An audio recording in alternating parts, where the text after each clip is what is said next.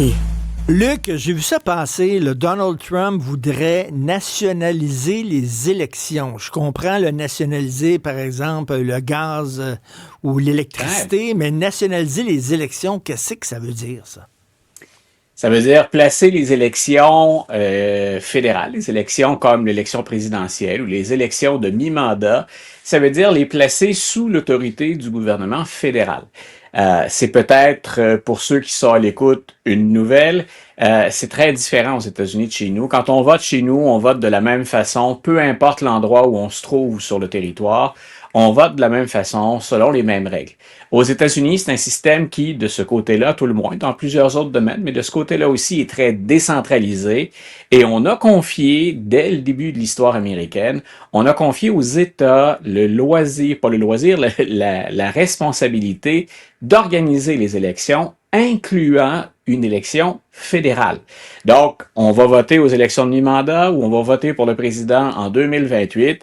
Vous avez 50 possibilités différentes de voter à l'élection de 2028 ou encore aux élections de mi-mandat. Et ce que Donald Trump n'aime pas, c'est que, à son goût, à lui en tout cas, dans certains États, on ne vote pas bien. C'est très clair parce qu'il a triomphé.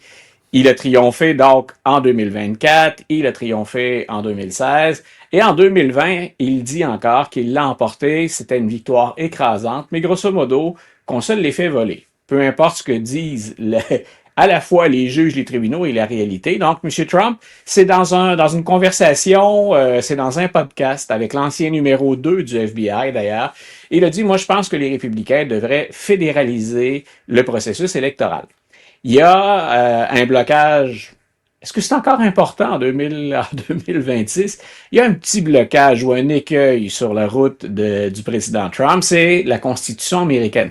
Ce que je viens de te dire sur le déroulement des élections, si jamais vous êtes passionné, allez voir, faut vraiment être passionné, allez voir la Constitution, l'article 1, la section 4. Donc, c'est là où on dit que finalement, le pouvoir d'organiser ou la gestion des élections relève du pouvoir des États. Donc, oui, vas-y. Non, écoute, éclaire ma lanterne, là, parce que je suis un peu mêlé. Ouais.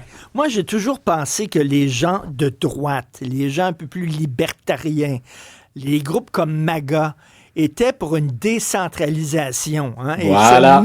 se méfiaient du gouvernement central.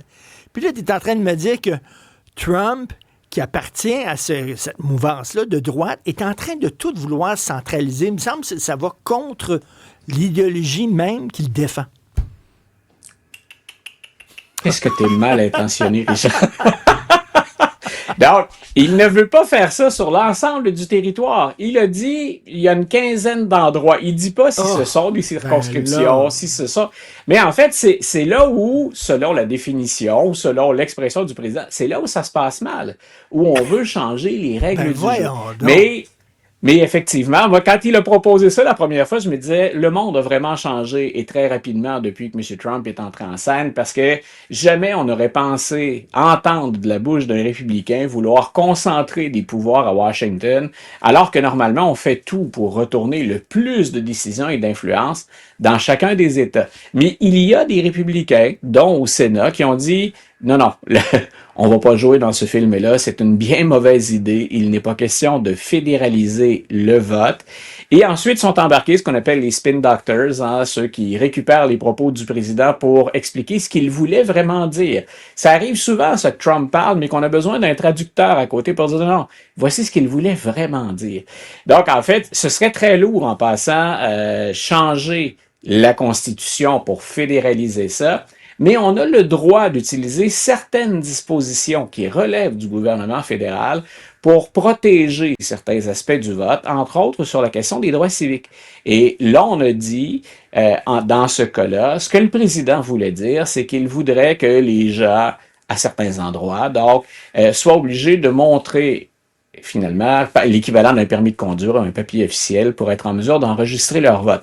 Ça, c'est une autre stratégie des républicains. C'est quelque chose qui a une certaine traction dans la population, bien vérifier, s'assurer qu'il n'y a pas de fraude.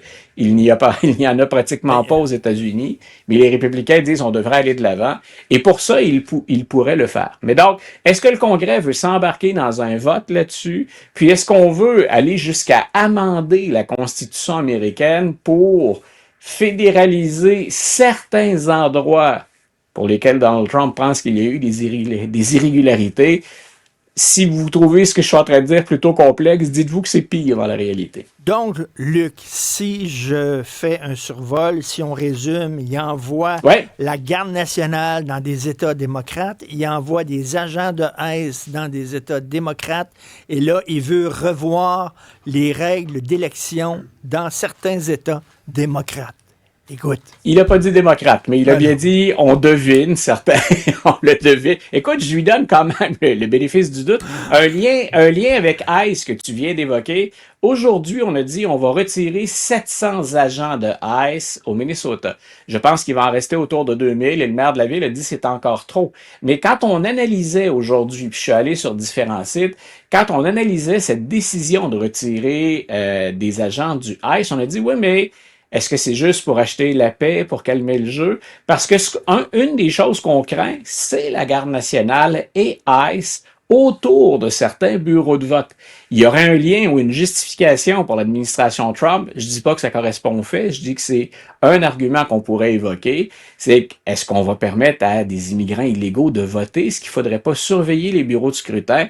Donc, il y a plusieurs observateurs qui disent oui, on diminue la pression à Minneapolis et au Minnesota, mais attendons de voir ce qui va se passer ailleurs, entre autres dans la période du vote.